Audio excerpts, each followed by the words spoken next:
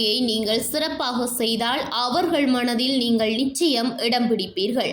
அவர்கள்தான் உங்களை மதிப்பிடுபவர்கள், கண்காணிப்பவர்கள்.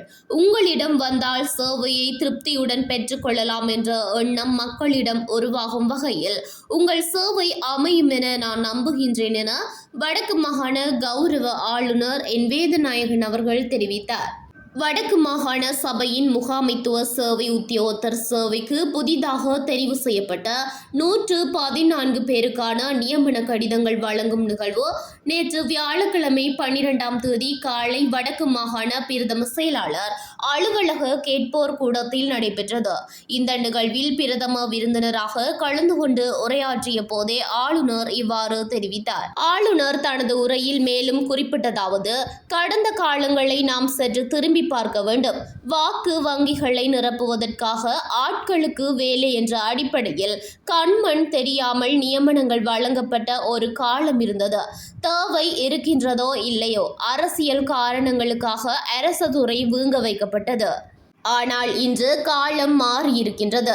அதிமேதகு ஜனாதிபதி அனுரகுமார திசாநாயக்க அவர்களின் தலைமையிலான தற்போதைய அரசாங்கம் வேலைக்கு ஆட்கள் என்ற புதிய நேர்மையான கொள்கையை முன்னெடுத்து வருகின்றது.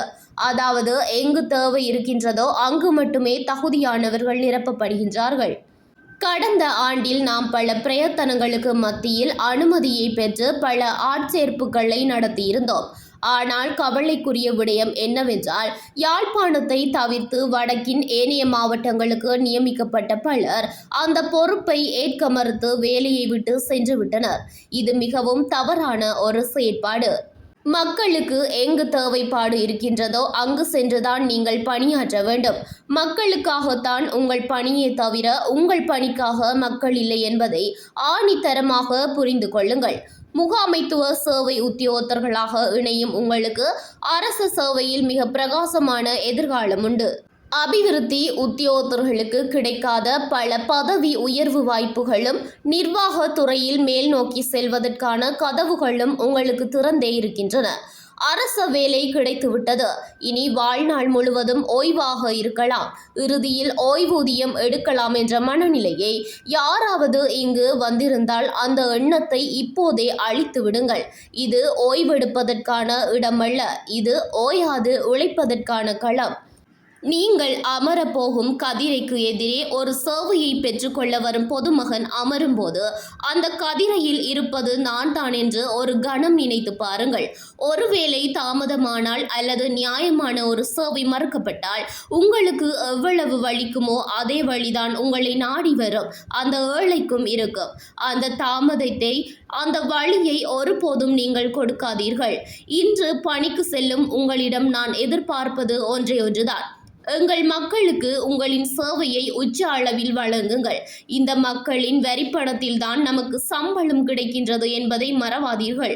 மக்கள் சேவையே மகேசன் சேவை என்பதை வெறும் வார்த்தையாக அல்லாமல் உங்கள் வாழ்க்கையாக மாற்றிக்கொள்ளுங்கள்.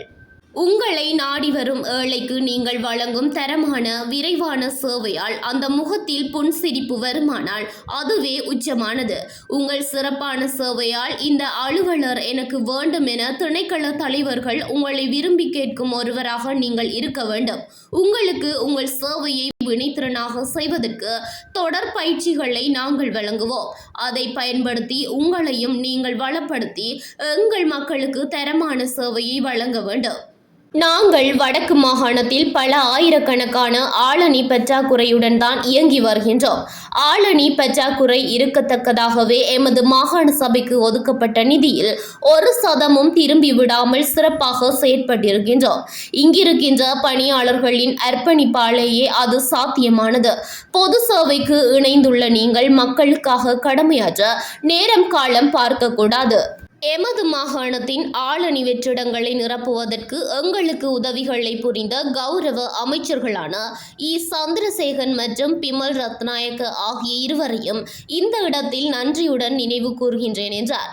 வடக்கு மாகாண பொது சேவை ஆணைக்குழுவால் முகாமைத்துவ சேவை உத்தியோகத்தர்கள் தரம் 4க்கு விண்ணப்பங்கள் கோரப்பட்டதற்கு அமைவாக 7510 விண்ணப்பங்கள் கிடைக்கப்பெற்றிருந்தன. அவர்களில் தகுதியான 5500 பேர் பரீட்சைக்கு தோற்றியிருந்தனர்.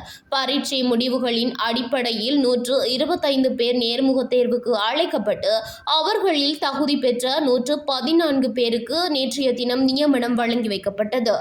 இந்நிகழ்வில் யாழ் மாவட்ட நாடாளுமன்ற உறுப்பினர் கௌரவ ஜெயராஜீவன், யாழ்ப்பாண மாவட்ட ஒருங்கிணைப்பு குழு தலைவரும் கௌரவ அமைச்சருமான சந்திரசேகரன் அவர்கள் சார்பில் ஒருங்கிணைப்பு குழுவின் இணைப்பாளர் கபிலன், வடக்கு மாகாண பிரதம செயலாளர், பிரதி பிரதம செயலாளர்கள் மற்றும் அமைச்சுக்களின் செயலாளர்கள் ஆகியோர் பங்கேற்றனர்.